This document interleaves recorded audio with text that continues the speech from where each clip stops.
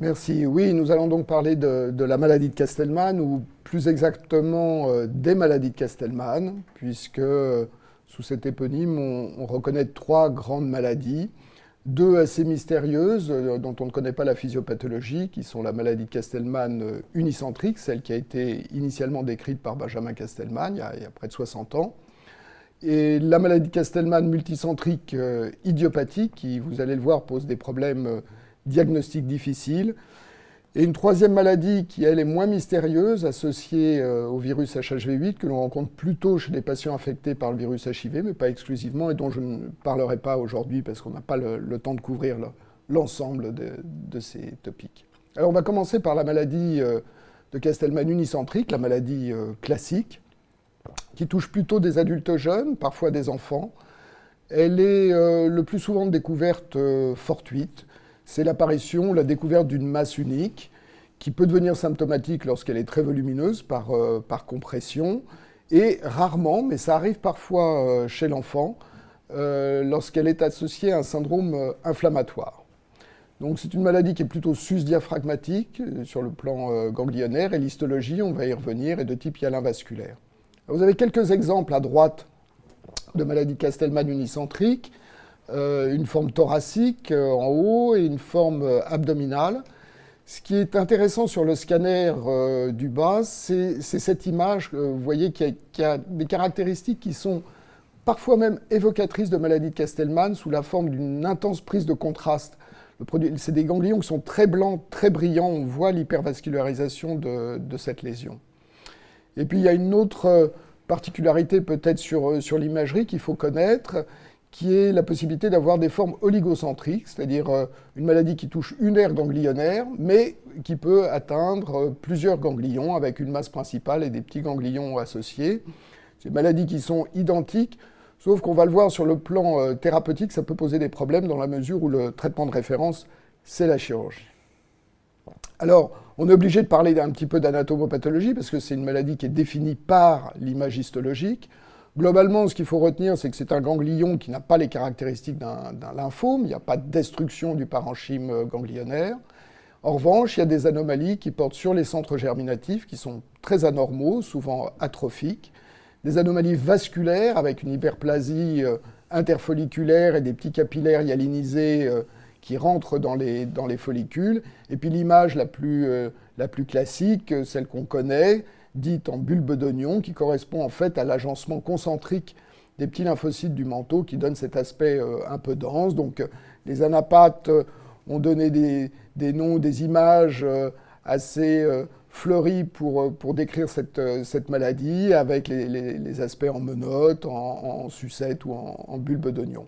En fait, il n'y a pas une image caractéristique, et c'est ça qui fait toute la difficulté du diagnostic, qui peut être difficile pour les anapathes, en particulier dans la forme multicentrique. Alors, on ne connaît pas la physiopathologie de cette maladie.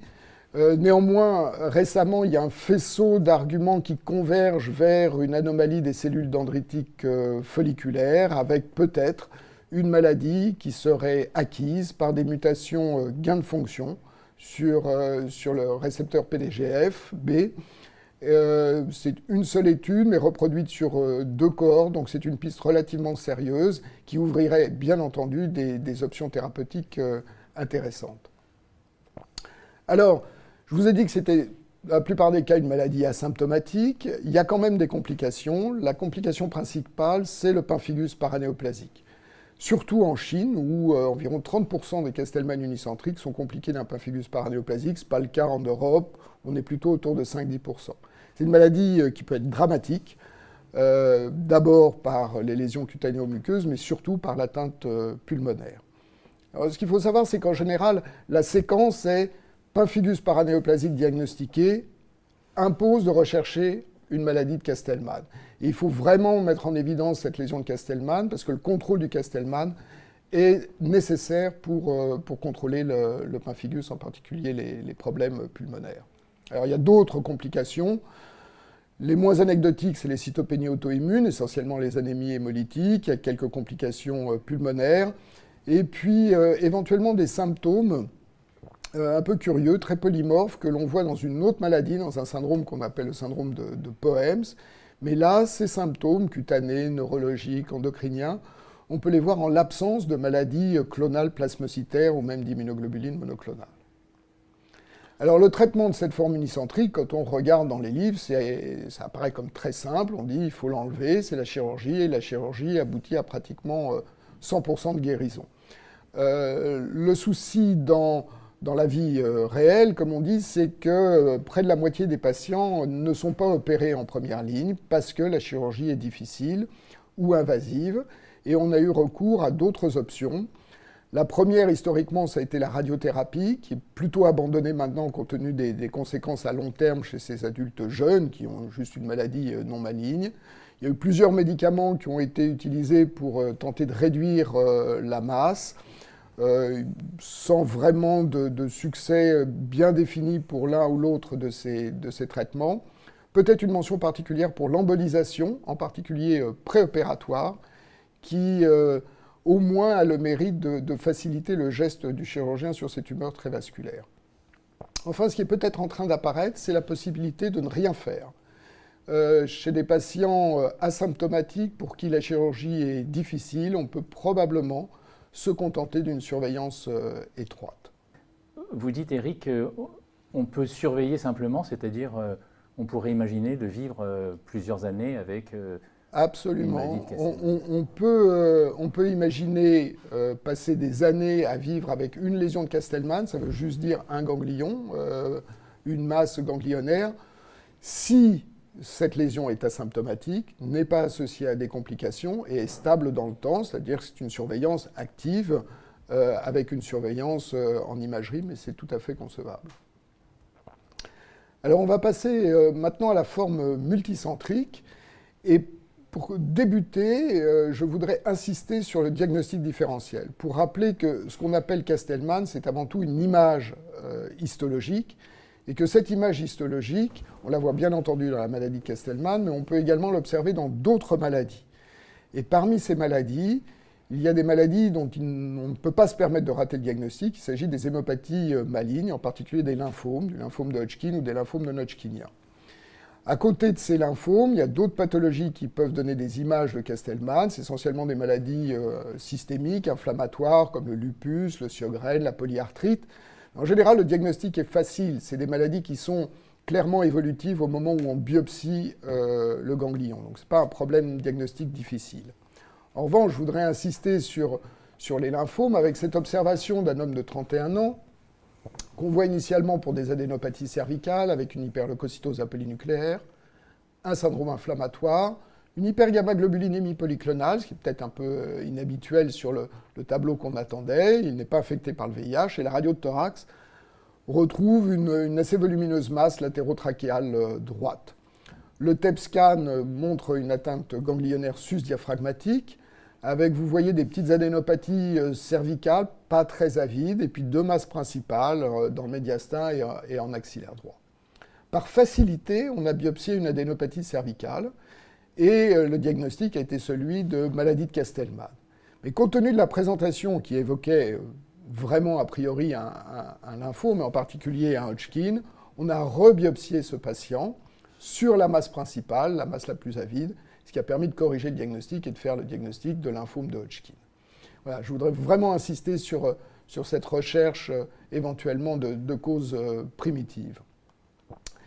Alors, le diagnostic du Castleman multicentrique, on le fait chez des adultes, parfois des adultes mûrs. Le plus souvent, c'est des patients qui sont symptomatiques, avec un syndrome inflammatoire, un syndrome ganglionnaire. Ça évoque la présentation, elle est proche de celle d'un lymphome, finalement d'un lymphome malin. L'histologie est différente, elle est plasmocytaire. Et si on veut essayer de cerner le diagnostic, on peut s'aider d'une grille qui a été établie par un consensus d'experts, qui associe donc la présence d'une polyadénopathie avec une image de Castleman, des marqueurs cliniques ou biologiques qui sont essentiellement des marqueurs inflammatoires, et surtout l'exclusion d'une pathologie primitive. Lorsqu'on remplit ces critères, on peut retenir à l'heure actuelle le diagnostic de multicentrique idiopathique. On ne connaît rien à la physiopathologie de cette maladie. Avec l'histoire HHV8, il était tentant de rechercher un nouvel agent infectieux, soit connu, soit inconnu. Les études pour le moment, qui ont été réalisées ne permettent pas de soutenir cette hypothèse. On n'a pas non plus de confirmation d'une pathologie clonale, et on ne sait pas très bien d'ailleurs à quel type cellulaire il faudrait s'adresser. Donc, à l'heure actuelle, on range plutôt cette maladie dans le cadre des maladies auto-inflammatoires, avec 2 cytokines qui sont principalement impliquées, l'interleukine 6 et le VEGF, qui rendent bien compte d'ailleurs d'un certain nombre de symptômes cliniques et biologiques observés dans cette maladie. Alors, il y a des formes cliniques qui sont limites du diagnostic différentiel qui ont été décrites. Je vais passer peut-être assez rapidement. Une forme que l'on voit plus souvent en Asie, en Chine, au Japon et même en Polynésie, qui est une forme qui se manifeste de façon un peu plus subaiguë chronique. C'est une anémie chronique, avec comme particularité chez ces patients une hypergammaglobulinémie considérable, souvent supérieure à 50 grammes par litre. Très souvent une atteinte pulmonaire sous la forme d'une pneumonie lymphoïde interstitielle, en général asymptomatique, et puis des lésions cutanées qui peuvent être très spectaculaires, sous la forme de lésions infiltrées, pigmentées, souvent avec un tropisme métamérique, comme vous voyez sur cette diapositive d'un patient polynésien. En Asie, on a également décrit un autre syndrome, dit TAFRO, qui associe donc sur cet acronyme thrombopénie, anasarque, fièvre, fibrose et organomégalie. C'est une maladie qui est très proche du Castleman multicentrique. Elle s'en distingue par l'importance de l'anasarque. C'est souvent la première présentation des patients qui arrivent avec une ascite, une pleurésie importante, des lésions de fibrose lorsqu'on biopsie un ganglion, le rein, la moelle, etc., et pas d'hypergammaglobulinémie. Le syndrome de Poems, on en a dit un mot tout à l'heure, parfois dans le diagnostic différentiel lorsqu'il y a une maladie plasmocytaire, parfois symptômes d'aval de la maladie de Castleman. Et puis enfin, un dernier syndrome, le syndrome des maladies associées aux IgG4, qui lui aussi peut être considéré comme un diagnostic différentiel dans sa forme typique avec une atteinte du collier salivaire, du pancréas, les fibroses périvasculaires, etc. Mais un bon nombre de maladies, d'authentiques maladies de Castleman, ont un nombre élevé de plasmocytes IgG4 sur les coupes histologiques, voire même une hyper-IgG4 sanguine. Alors, le traitement de cette maladie multicentrique idiopathique, il est actuellement basé en première ligne sur le blocage de l'axe IL-6, avec 2 médicaments possibles. Un médicament qui est un anticorps monoclonal anti-récepteur à l'IL-6, le tocilizumab, et un anticorps anti-IL-6, le siltuximab. La disponibilité de ces 2 médicaments varie en fonction des pays. On peut également discuter dans des formes peu symptomatiques et non inflammatoires l'utilisation du rituximab, associé ou non à des corticoïdes. Et en seconde ligne, beaucoup de choses ont été faites avec de la chimiothérapie, des immunosuppresseurs. Peut-être qu'un des médicaments qui a un certain avenir dans cette maladie dans les mois ou années à venir sera le sirolimus. Voilà, je termine avec finalement les principales questions qui restent ouvertes sur ces 2 grandes pathologies. Dans la maladie unicentrique, il nous reste à faire la démonstration, si l'hypothèse est juste, qu'il s'agit bien d'une pathologie clonale de la cellule dendritique folliculaire. Quid des formes inopérables ou à chirurgie invasive? Est-ce qu'on peut disposer de médicaments plus efficaces pour réduire les lésions? Et puis enfin, de confirmer que la simple surveillance est une réelle option. Pour la maladie multicentrique, eh bien, est-ce qu'il s'agit vraiment d'une pathologie auto-inflammatoire? On aimerait l'associer à un type cellulaire, éventuellement l'acquisition de mutations somatiques dans ce type cellulaire. Tout reste à faire de ce côté-là. Et d'un point de vue thérapeutique, de savoir s'il y a d'autres options que le blocage de l'axe IL-6. Voilà. En conclusion, et si cette maladie ou ce groupe de maladies vous intéresse, je vous invite à vous rapprocher de notre centre de référence, éventuellement par le biais du site qui est dédié www.castelman.fr. Merci.